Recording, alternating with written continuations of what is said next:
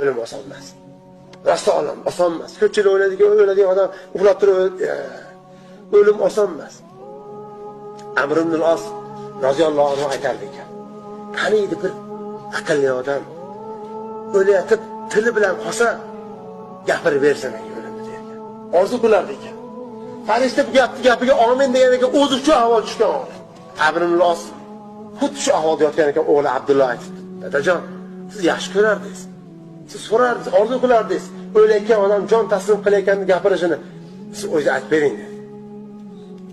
O'zi sifatlab bering dedi. Ya bunay o'g'lim dedi. O'limni sifatlashdan ko'ra kattaroq ekan dedi.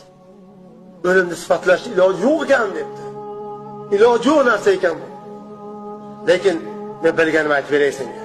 Vallohi, Alloh qasamki, go'yoki Ridvo va Tihoma katta kitobi ikkala tog'ni ustimga tashab qo'yishganda yotibman. Va go'yo